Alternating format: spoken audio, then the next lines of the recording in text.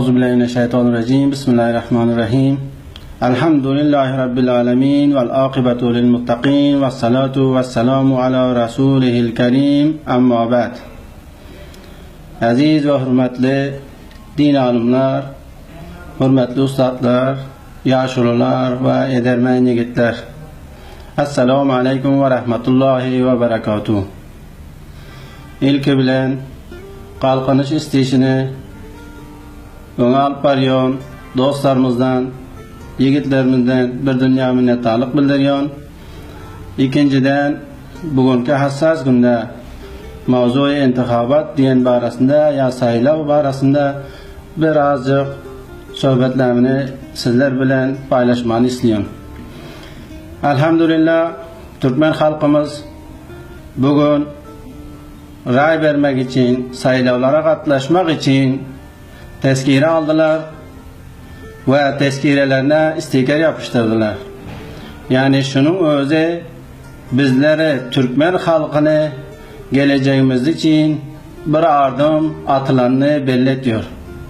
Yani bizler bugün iftihar bile aydık biliyoruz. Türkmen halkı demokrasiden himayet ediyor. Yani bu birinci kadam. İnşallah bu kadamlarımızı hemmelerimiz birleşip, beraber bolup, bireklerimizi kucağa alıp hareket etsek, kamyaplığa da yetişeriz deyip umut ediyorum. Bu Afganistan'daki Türkmen yaşlılar, din alimler, ustadlar ve bahusus bu yılki yani 1397. intihabatta Türkmen halkımız ulu bir dabara ve umut bilen katlaşmağa niyetlenen ve özlerinin tezkirelerine istiker yapıştıranlığı bulmağa bir kette bir umut veriyor. Yani bu umut bir men için değil, hem Afganistan Türkmenleri için bir kette umuttur. İnşallah bizler hemmelemiz birleşip bu intihabatta imkanı barça sandıklar koyulan yerlerde bizler dolu katlaşmamız gerekiyor ve özlerimizin hak hukukumuzu alıp bilecek insanlara, hak bilen sesimizi çıkarabilecek insanlara ve bizlerden doğru şeklinde namayendelik edebilecek insanlara ray veririz ve buna katlaşmamızı inşallah bir kette bir iftihar bilyon.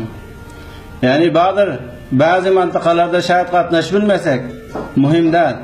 İmkanat var yerde, sandık var yerde, şu yerde katlaşsak inşallah bizler öz sesimizi çıkarabilecek insanları parlamana iyi verip biliriz ve orada sesimizi çıkararız inşallah deyip umut ediyoruz.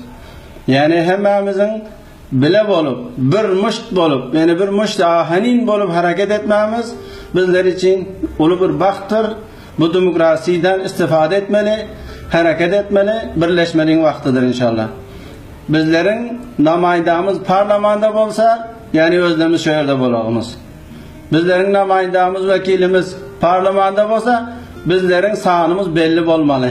İnşallah eğer kança vekil bizler köp çıkarabilsek, sanımız Afganistan'da da köp olmalı.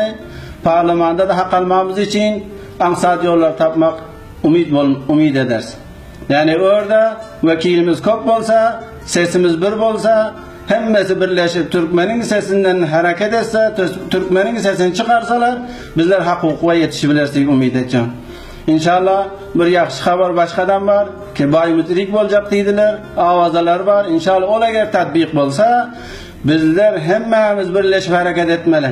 Hemmemiz ray vermene gitmeli. Ne için diyende bul ki takallubun ağla alınacak diyorlar. İnşallah eğer takallub olmasa başka milletler hemmesen bilen doğanlarımız takallub olmadık surette bizler inşallah kamyap. O başka bir mevzu ona aytıp ötecek. Yani başka milletlerden hem her birimizin dostu var. Şahsen benim dostum var. Benim aşinam var. Benim ticari irtibatlarım var. Ferhengi irtibatlı dostlarım var.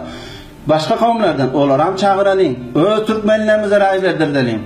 Başkalar hareket edecek bilen ağamız, inimiz, kavmimize ray verdi.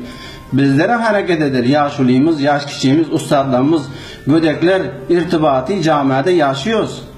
Birek bağlı birimiz. hareket ede, olar davet ede, bizden Türkmenimize ray versin. Bizden Türkmenimiz şolar hizmet edecek diyelim. Şili olar görkezenin inşallah kamyablık bizlerden Hemmelerize sonunda birlik bolmalı ve doğulu. Eğer müşkili ciddi bolmadık mahallelerimizde hemmemiz katlaşmalı. İnşallah hemmeleriniz tavsiye ediyor.